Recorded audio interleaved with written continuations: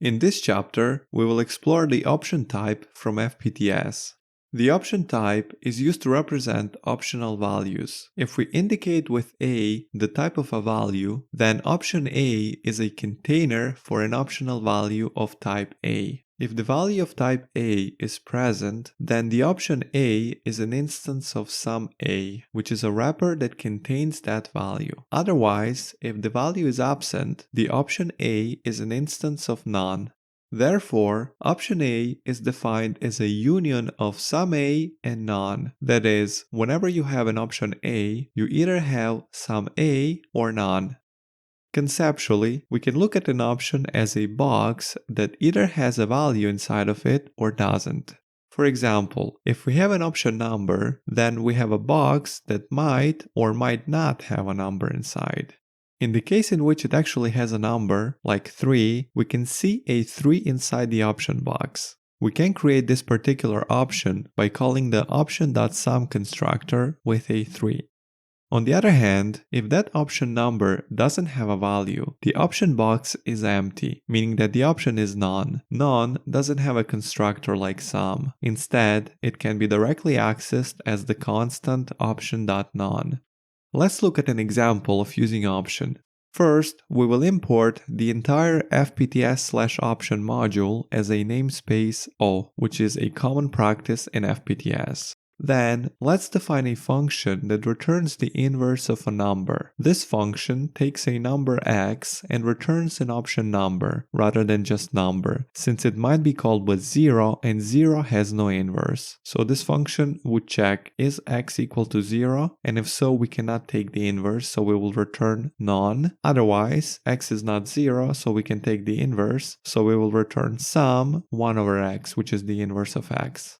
Note that in this case, option number represents the result of a computation that might fail, since there is no inverse for 0. So we get a none when calling the function with 0 and a sum 0.5 when calling it with a 2.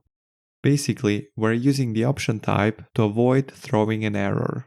The advantage of returning an option instead of throwing an error is that the possibility of an error is directly encoded in the return type of the function. If we instead implement inverse as a function that returns a number and throws an error when called with 0, there is no indication in the type system that this function might throw. But once we get an option from calling inverse, how can we use the value that it wraps, if present? This is where option.match comes in, which does pattern matching on an option, allowing you to return a value for the none case and for the sum case. Note that you might also encounter option.fold, which is just an alias of option.match.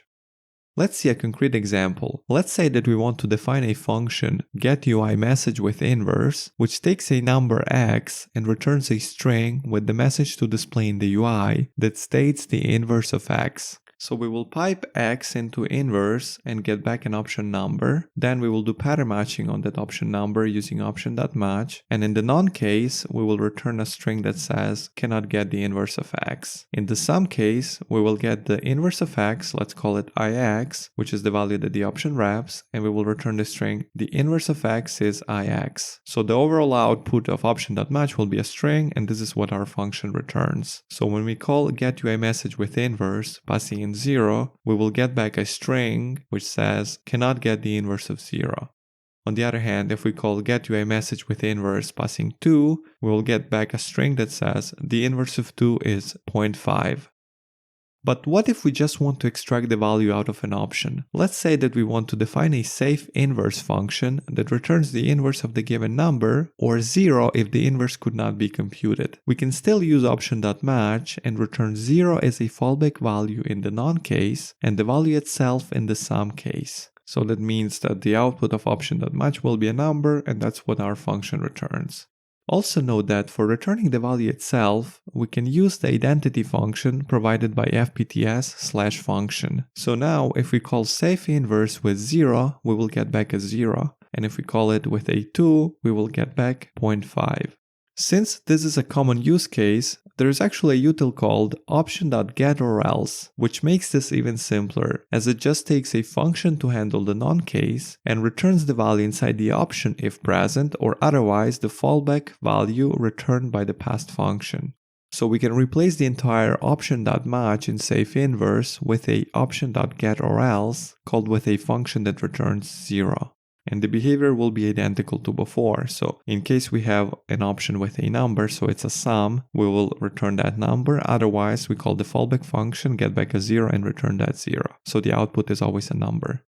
Also note that option.getOrElse forces you to provide a fallback value with the same type as the value wrapped by the option. So if you have an option number, you must specify a number fallback when handling the non-case. Otherwise, you would get an error if you try to return a different type, like string. If for whatever reason you want to provide a fallback with a different type, you can use option.getOrElse where the W stands for widening to indicate that we're widening the return type. So in this case, you would get back the number wrapped by the option if present, or otherwise the fallback string. Similarly, option.match forces you to return the same type for both cases, so you would get an error if you try to return different types. So for example, if for the non-case we return a 0, which is a number, and for the sum case we would return a string, then we would get an error. However, if for some reason you want to return different types, you can use option.matchW. So in this case, you would get back a number or string.